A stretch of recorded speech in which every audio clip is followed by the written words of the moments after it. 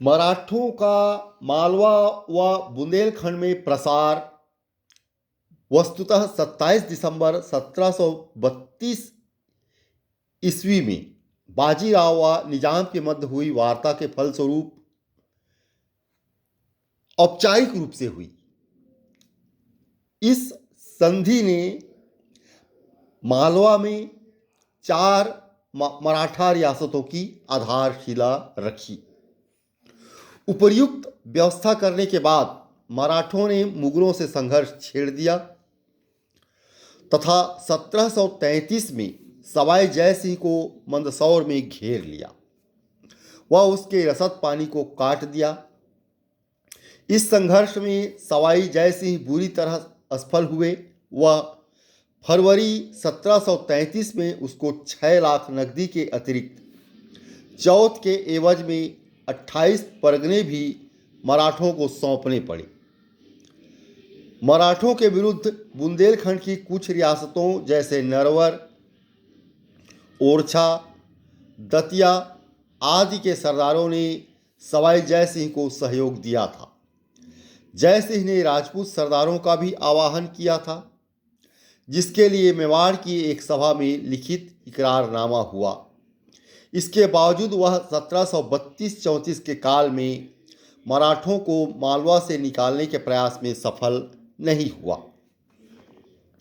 सवाई जय सिंह की असफलता के बाद बादशाह ने 2 सेनाएं जय सिंह की मदद के लिए बुंदेलखंड तथा मालवा में भेजी। बाजीराव ने पिल्लैजी जाधव को मालवा में राजपूतों तथा मुगलों की सम्मिलित सेना के खिलाफ भेजा तथा स्वयं 17 नवंबर 1734 में बुंदेलखंड की ओर बढ़ा।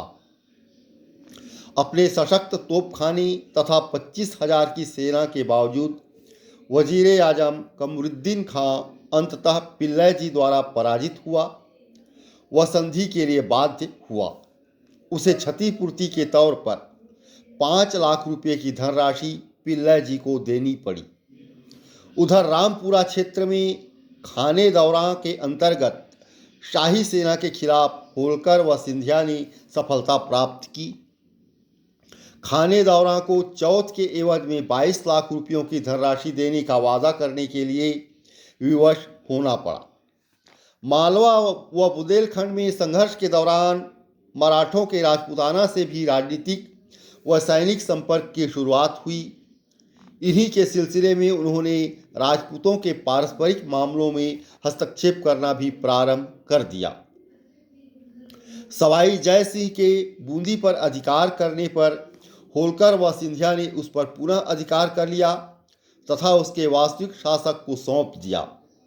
बाजीराव सवाई जय सिंह से संबंध बिगाड़ने के पक्ष में नहीं था। इसके विपरीत वह अन्य राजपूत शासकों से भी संबंध बनाना चाहता था। इसलिए उसने मराठा सरदारों को बूंदी के मामले में पड़ने से रोका। 1735 में मराठों ने अजमेर के शाही अधिकार के क्षेत्र पर आक्रमण किया और दिल्ली व अजमेर के बीच सांभर नामक स्थान को लूटा। मराठों को रोकने में मुगलों की असफलता को ध्यान में रखते हुए जय सिंह ने बादशाह से मराठों के प्रति तुष्टीकरण की नीति अपनाने की आवश्यकता पर बल दिया। इस प्रकार मराज व बुंदेलखंड में मराठा प्रसार निर्बाध रहा।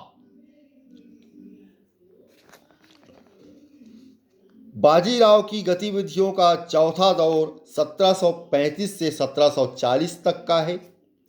इस काल में मालवा में और अधिक विस्तार, राजपूतों से संपर्क में वृद्धि, बाजीराव का दिल्ली पर आक्रमण, निजाम पर विजय, नादिर शाह के विरुद्ध कूच, नासिर जंग पर विजय तथा चिमनाजी अप्पा की विजय तथा चिमनाजी अप्पा द्वारा वसीन की विजय आदि घटनाएं घटी। मराठों से संबंध के बारे में मुगल दरबार में 2 विचारधाराएं थीं। एक तो तुष्टीकरण की नीति, दूसरी विरोध की नीति। प्रथम के पक्ष में खाने दौरा तथा सवाई जय सिंह थे। मराठों के विरोध की नीति के पक्ष में शहादत खां, बुरहान उल मुल्क, उल मुल्क तथा मोहम्मद खां बंगश, मारवाड़ के अभय सिंह व वज़ीर आजम कमरुद्दीन आदि थे।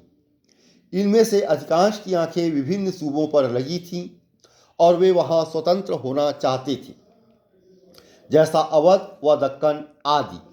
4 अक्टूबर 1735 को बाजीराव इस विरोधी दल के हौसले पस्त करने तथा अपने दावों व मांगों की पूर्ति के लिए आगे बढ़ा। यह बाजीराव का आखिरी और महानतम अभियान था। इस प्रकार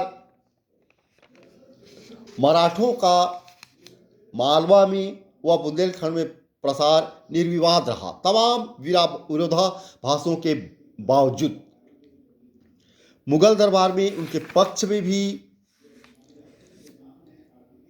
विचारधाराएं थी,